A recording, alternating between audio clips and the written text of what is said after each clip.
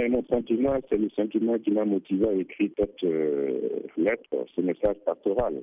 Sentiment de... Dusukasi min bɛ n na o de ye n bila nin bataki in sɛbɛnni na bawo fagali bonya kojugu y'an dusukasi kosɛbɛ o kama ne kumana egilizi ɲɛmaw tɔgɔ la bawo an balokun ye bibili in de ye ni ala kumakan don anw bɛ ala kumakan de lase n'a y'a jira ko ni kasara ye mɔgɔ kelen sɔrɔ sigi kɔnɔ a bɛ komi a ye mɔgɔw bɛɛ de sɔrɔ o de kama ne bɛ egilizi ɲɛmaw bɛɛ wele u ka hinɛ ani ka dɛmɛ kɛ kasaratɔw ye barisa lɔgɔ minnu sara ala ka hinɛ u la minnu fana ye kasaratɔw ye an ka dɛmɛ b'u nɔfɛ o de kama ne ye nin bataki in sɛbɛ egilizi ɲɛmaw tɔgɔ la. Notre solidarité, notre compassion, c'est cela qui m'a motivé à écrire ce message pastoral.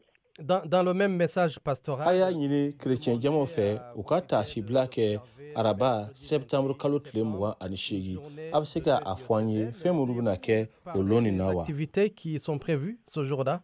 Je pense que le message lui-même rapporte les activités que j'ai prises. Ne hakili la ne ye nin bataki min sɛbɛ a b'o kɔnɔ ka ban o don an bɛ fɛn fɔlɔ min kɛ o de ye ka sun ani an bɛ bato wɛrɛw kɛ walasa ka dɛmɛ sɔrɔ ala fɛ o kɔfɛ an bɛ o don tile ban ni yesu kirisa ka kura sira kan n'an ko chemin de croix walasa ka kasaratɔw gwɛlɛya jira masa ala la bawo kasara ye minnu sɔrɔ a tɔɔrɔ b'u kan halisa o la an ka ala yesu kirisa ka deli walasa gwɛlɛya ni hami bɛ minnu na kasara in kosɔn u bɛ se ka hɛrɛ sɔrɔ cogo min na o de y'a to an ye nin don in sugandi ka tasibila kɛ ani ka sun.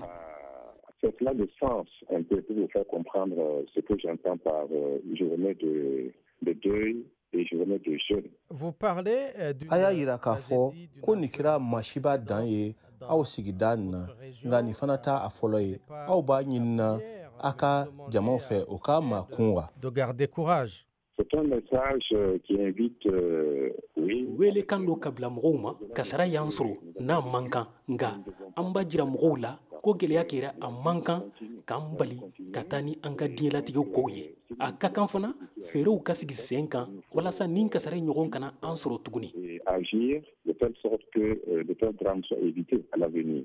Vous dites également dans votre message a y'a yira k'a fɔ fana k'aw tɛ se k'aw daje min nin kɛra kan wa. par rapport à ce qui s'est passé. Mais parce qu'il y a en nous quelque chose qui crie devant la souffrance. bawo gɛlɛya b'an kan an dusu kasilen don ani tɔɔrɔ b'an kan kasara in kosɔn nka an b'a fɛ ka min fɔ o de ye dusukasi mana kɛ cogo o cogo a man kan k'an bali an ka baaraw kɛli la bawo an fana ka kan ka fɛɛrɛw sigi sen kan walasa nin kasara ɲɔgɔn kana kɛ tuguni. À être abattu au point de ne plus pouvoir agir. Parce que si nous n'agissons pas, justement, ce qui nous a conduit à ce désastre risque de se reproduire. Est-ce que vous auriez le mɔgɔ tigitigi min nin tora ko nin na o jatida o b'aw bolo wa. dans cette attaque? Non, je ne peux pas vous donner ce renseignement parce que... ayi o jate tɛ ne bolo ne tɛ se ka fɛn fɔ o kan bawo o se tɛ ne ye ka kunnafoni sɔrɔ a kan ne hakili la minnu bɛ sɛgɛsɛgɛliw la olu de b'a fɔ an ye hakɛ min dɔn ne kɔni y'a ye mɔgɔ caman bonnena u nin na nka o hakɛ n t'o dɔn. Ça oui, mais vous dire combien ils sont, je ne saurais pas vous le dire.